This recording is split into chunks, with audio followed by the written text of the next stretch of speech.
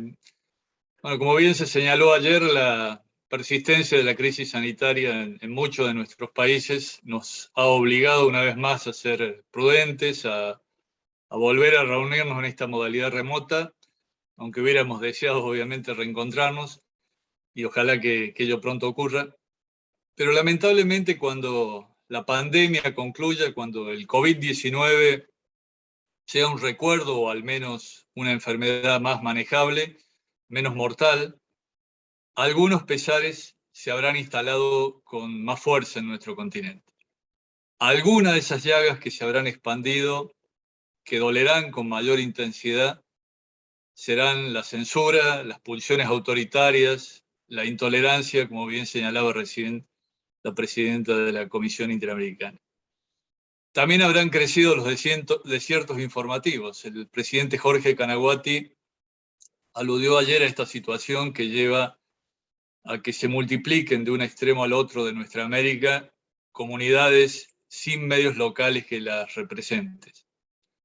Habrá, en consecuencia, más terreno fértil para que crezcan la desinformación y los discursos de odio, para que germinen la corrupción y el crimen organizado.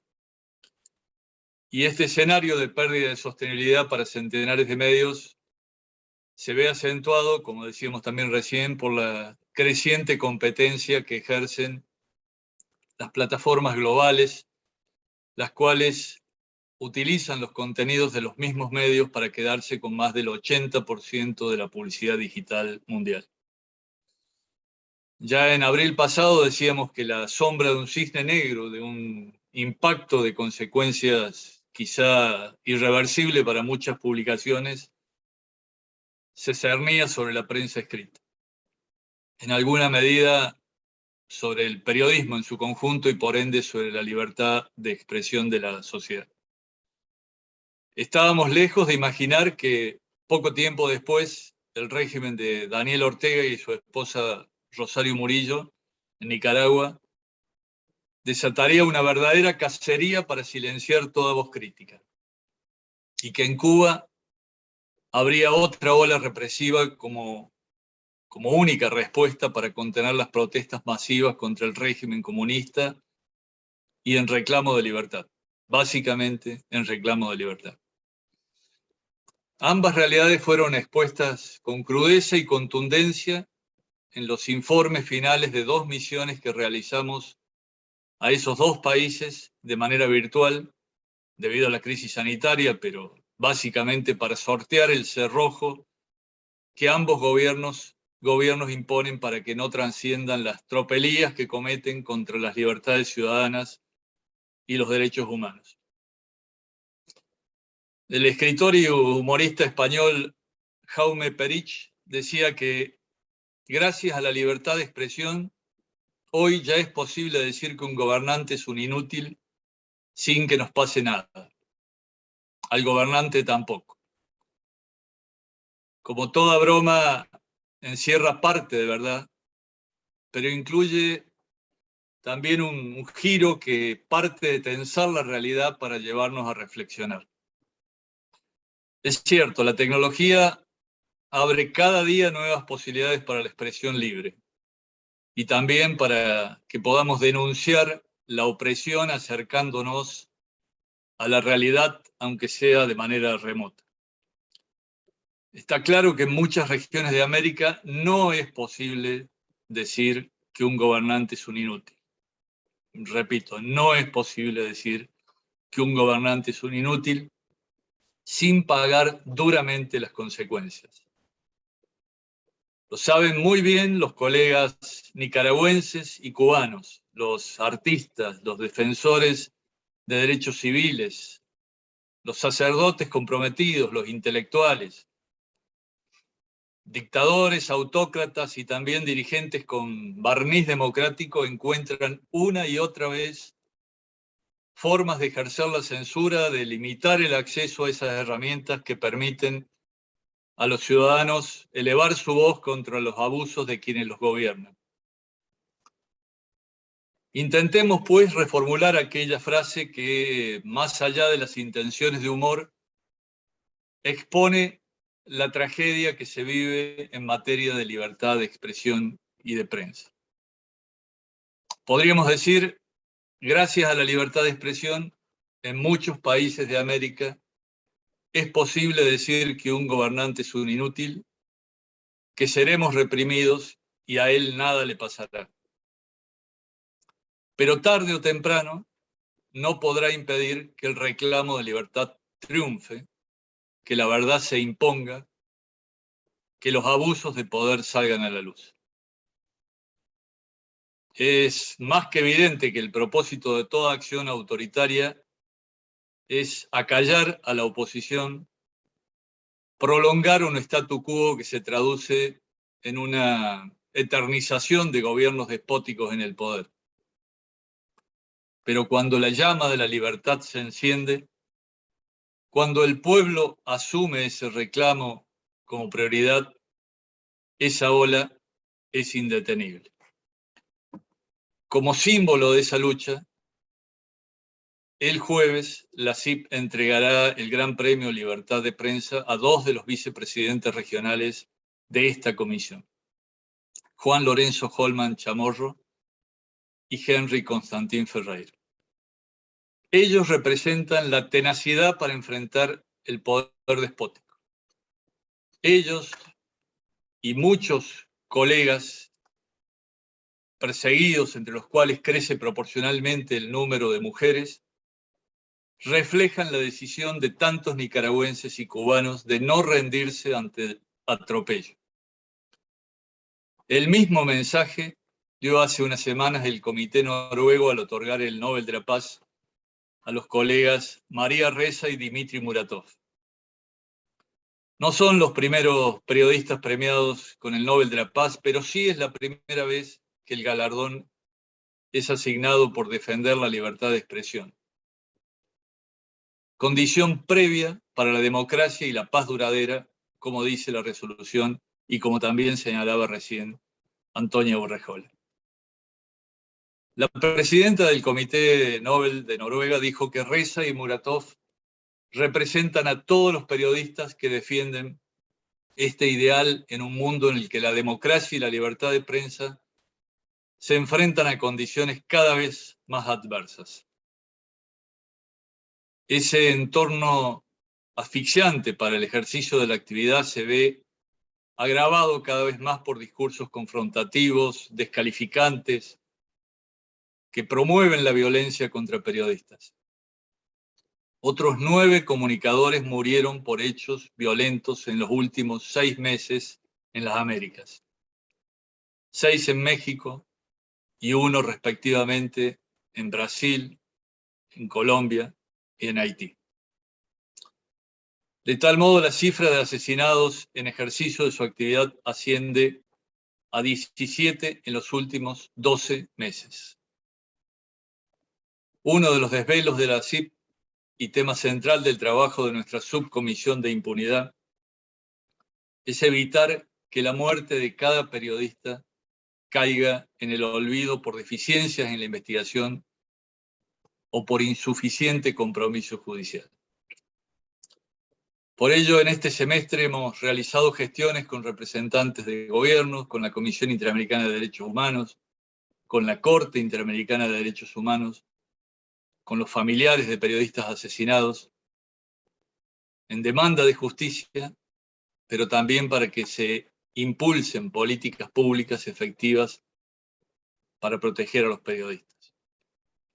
Y sobre todo, para que los estados puedan resarcir moral y económicamente a los familiares de las víctimas. Un hito en este trabajo en conjunto con la Corte Interamericana de Derechos Humanos es la reciente condena al Estado colombiano por los hechos de tortura, secuestro y violación de la periodista Ginette Bedoya, actualmente editora en El Tiempo de Bogotá, ocurridos en el año 2000, cuando ella realizaba un trabajo de investigación en la cárcel modelo de esa ciudad. El fallo justamente cuestiona con dureza la violación de los derechos a las garantías judiciales de la víctima, la ausencia de protección judicial y de igualdad ante la ley por la falta de debida diligencia a la hora de realizar las investigaciones sobre dichos hechos, el carácter discriminatorio en razón de género de dichas investigaciones y la violación del plazo razonable. Asimismo, advierte sobre indicios graves, precisos y concordantes de la participación estatal en los referidos hechos. Respecto de la escalada represiva contra la prensa que se registra actualmente, hay un dato en extremo representativo de la acción o de la complicidad estatal en algunos países. En estos 6 meses pagaron con cárcel el reclamo de libertad 20 periodistas independientes en Cuba y 37 colegas y dirigentes opositores en Nicaragua. En estos momentos están presos en Brasil el bloguero Paulo César de Andrade Prado. En Cuba 2 periodistas independientes, Lázaro Yuri Valle Roca y Esteban Rodríguez, y el youtuber Joandy Montiel, mientras que las colegas mujeres Carla Ares y Camila Acosta permanecen en arresto domiciliario. En Nicaragua, nuestro vicepresidente regional Juan Lorenzo Holman Chamorro y también Miguel Mendoza. Otros 2 integrantes del directorio de la prensa, Cristiana Chamorro y su hermano Joaquín Chamorro, ella en arresto domiciliario por ser precandidata a presidente y él porque anticipó que sería precandidato, por solo anticipar que iba a ser precandidato. Cuando repasamos los informes país por país, que ya pueden ser consultados en nuestro sitio en internet, comprobamos la existencia de pavorosas restricciones de acceso a la información pública prácticamente en todos los países. Un aumento de agresiones en el marco de protestas sociales. Hay discriminaciones en la asignación de propaganda oficial, incremento de las demandas judiciales contra periodistas y un creciente condicionamiento a la independencia de los poderes judiciales. Por eso hablamos de un claro deterioro de la libertad de prensa en el continente. Solo en Nicaragua registramos 57 citatorios judiciales a periodistas. Pero hay también casos en Argentina, en Brasil, en Estados Unidos, en Guatemala, en Panamá, Paraguay, Cuba.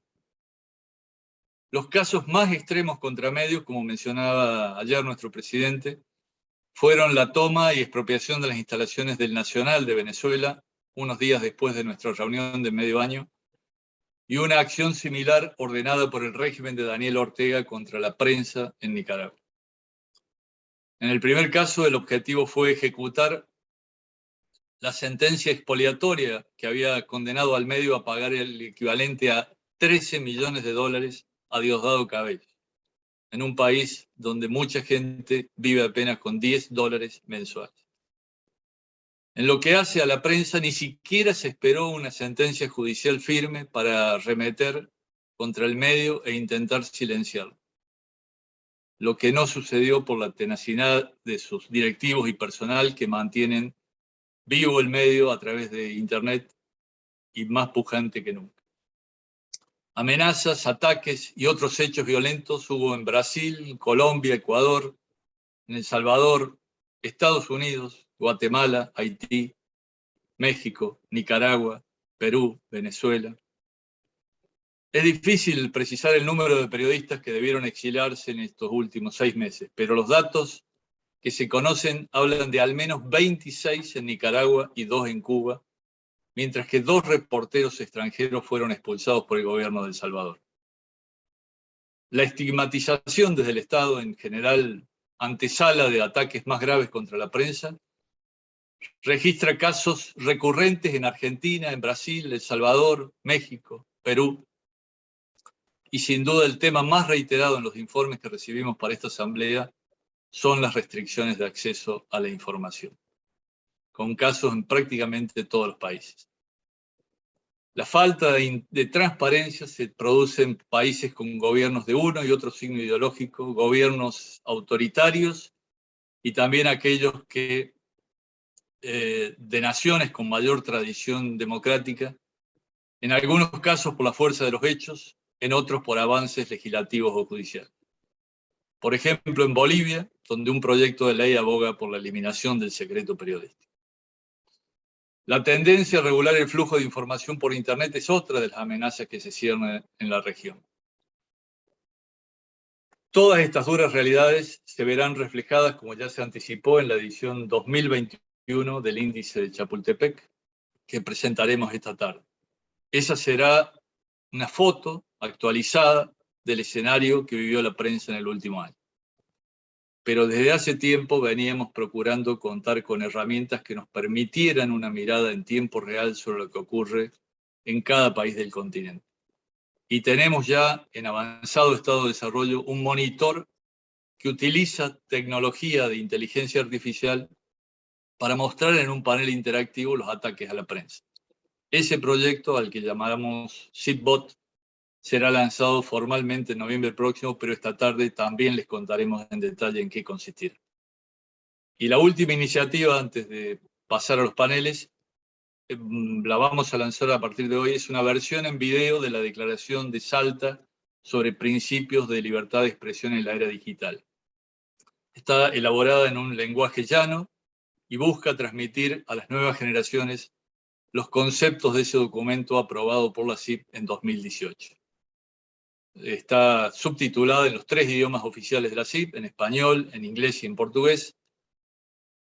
Y ya para terminar, remarco que pese al contexto preocupante que describí, nuestro discurso no es de desánimo, es un llamado a la acción, a redoblar esfuerzos para cambiar esa realidad, y a eso apuntan las iniciativas que acabamos de presentar.